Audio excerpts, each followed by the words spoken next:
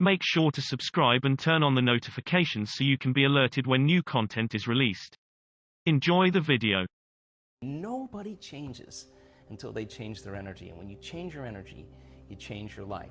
After 8,500 brain scans, I can tell you that you and I are at our absolute best when we get beyond ourselves. That is the elegant moment where we're free enough to create without any encumbrances. The Newtonian world is all about the predictable. It's all about predicting a future. But the quantum model of reality is about causing an effect. The moment you start feeling abundant and worthy, you are generating wealth. The moment you're empowered and feel it, you're beginning to step towards your success. The moment you start feeling whole, your healing begins. And when you love yourself and you love all of life, you'll create an equal. And now you're causing an effect. And I think that's the difference between living as a victim in your world, saying, I am this way because of this person or that thing or this experience. They made me think and feel this way. When you switch that around, you become a creator of your world, and you start saying, my thinking and my feeling is changing an outcome in my life. And now that's a whole different game, and we start believing more that we're creators of reality. If you're not being defined by a vision of the future, then you're left with the old memories of the past, and you will be predictable in your life. And if you wake up in the morning and you're not being defined by a vision in the future, as you see the same people and you go to the same places and you do the exact same thing at the exact same time, it's no longer that your personality is creating your personal reality. Now your personal reality is affecting or creating your personality. Your environment is really controlling how you think and feel unconsciously, because every person, everything, every place, every experience has a neurological network in your brain. Every experience that you have with every person produces an emotion. So some people will use their boss to reaffirm their addiction to judgment. They'll use their enemy to reaffirm their addiction to hatred. They'll use their friends to reaffirm their addiction to suffering. So now they need the outer world to feel something. So to change then is to be greater than your environment, to be greater than the conditions in your world. And the environment is that seductive. So then why is meditation the tool? Well, let's sit down, let's close our eyes. Let's disconnect from your outer environment. So if you're seeing less things, there's less stimulation going to your brain. If you're playing soft music or you have earplugs in, less sensory information coming to your brain, so you're disconnecting from your environment. If you can sit your body down and tell it to stay like an animal, stay right here. I'm going to feed you when we're done. You can get up and check your emails. You can do all your texts. But right now, you're going to sit there and obey me. So then, when you do that properly, and you're not eating anything or smelling anything or tasting anything, you're not up experiencing and feeling anything, you would have to agree with me that you're being defined by a thought, right? So when the body wants to go back to its emotional past, and you become aware that your attention is on that emotion, and where you place your attention is where you place your energy, you're siphoning your energy out of the present moment into the past, and you become aware of that. And you settle your body back down in the present moment, because it's saying, well, it's 8 o'clock. You normally get upset because you're in traffic around this time, and here you are sitting, and we're used to feeling anger, and you're off schedule. Oh, it's 11 o'clock, and you usually check your emails and judge everybody. Well, the body's looking for that predictable chemical state. Every time you become aware that you're doing that and your body is craving those emotions and you settle it back down into the present moment, you're telling the body it's no longer the mind, that you're the mind, and now your will is getting greater than the program. And if you keep doing this over and over again, over and over again, over and over again, just like training a stallion or a dog, it's just going to say, I'm going to sit. And the moment that happens, when the body's no longer the mind, when it finally surrenders, there's a liberation of energy. We go from particle to wave, from matter to energy, and we free ourselves from the chains of those emotions that keep us in the familiar past. And we've seen this thousands of times. In fact, we can actually predict it now on a brain scan. When I'm going through change in my life, or I have a specific outcome that I want to create, I love to get up early in the morning. That's my time. I'm a 4:30 in the morning guy because that's my time. The rest of the day I'm serving, but I love getting up early and changing and working and having some time to myself. And I believe that when I invest in myself, I invest in my future. And that time in my morning, nobody bothers me because that's my time.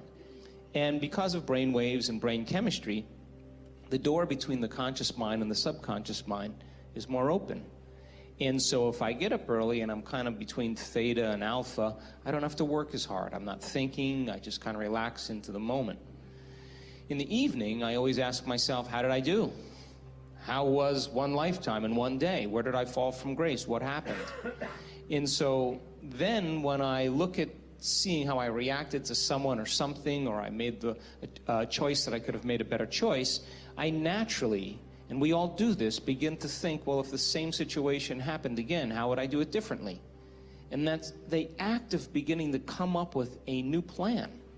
The act of rehearsing it in your mind begins to install the circuits in your brain, priming your brain so that when the next experience happens, you could modify your behaviors to do a better job in life. That's called plasticity.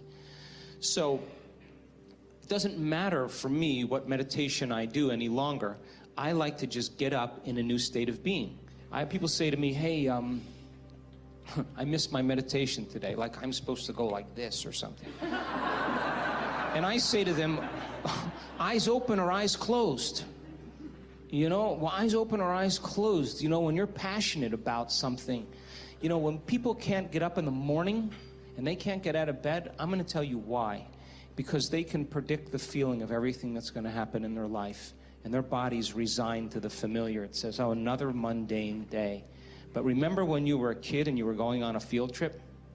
What happened then?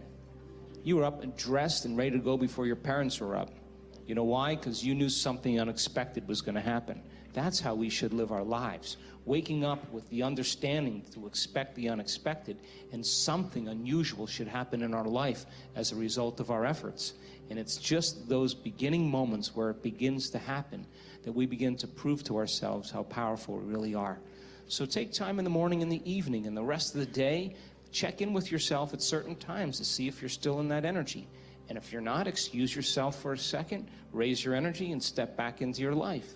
And if you keep doing that over and over again, you'll become less frustrated, less impatient, less judgmental. It'll just become something of the past, and you'll be someone else. I said 70% of the time, people live in stress, and living in stress is living in survival. Now, all organisms in nature can tolerate short-term stress. You know, a deer gets chased by a pack of coyotes. When it outruns the coyotes, it goes back to grazing and the event is over. And the definition of stress is when your brain and body are knocked out of balance, out of homeostasis. The stress response is what the body innately does to return itself back to order. So you're driving down the road, someone cuts you off, you jam on the brakes, you give them the finger, and then you settle back down and the event is over and boom, now everything's back to normal. But what if it's not a predator that's waiting for you outside the cave, but what if it's your coworker sitting right next to you, and all day long you're turning on those chemicals because they're pushing all your emotional buttons. When you turn on the stress response and you can't turn it off, now you're headed for disease, because no organism in nature can live in emergency mode for that extended period of time. It's a scientific fact that the hormones of stress downregulate genes and create disease, long-term effects. Human beings, because of the size of the neocortex, we can turn on the stress response just by thought alone. We can think about our problems and turn on those chemicals. That means then our thoughts could make us sick. So if it's possible that our thoughts could make us sick, is it possible then our thoughts could make us well? The answer is absolutely yes. So then, what are the emotions that are connected to survival? Let's name them.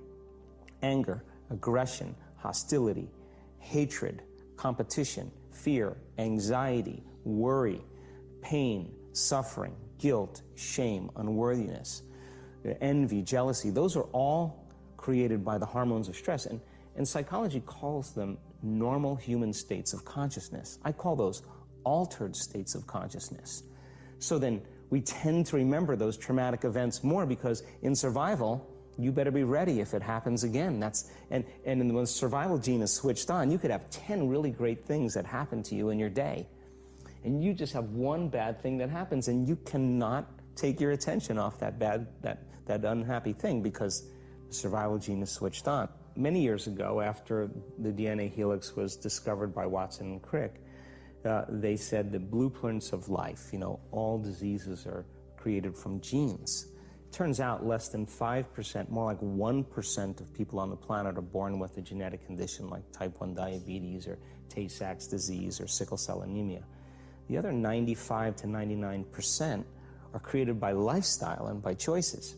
You can take two identical twins, exact same genome. One dies at 51, the other one dies at 85. Same gene, different environment. So all of a sudden they said, we lied. That was wrong. It's not genes that create disease. It's the environment that signals the gene that creates disease. Well, okay, but that's not the whole truth too, because you could have two people working side by side in the same factory. One gets cancer after being exposed to a carcinogenic for 25 years. Both working for 25 years, the other one has no cancer at all. So there must be some internal order that would cause one person to not get it while another one does. So is it possible then, if the environment signals the gene, and it does, and the end product of an experience in the environment is called an emotion, can you signal the gene ahead of the environment by embracing an elevated emotion? We've done the research on this. We've measured 7,500 different gene expressions in a group of people that came to an advanced event for 4 days.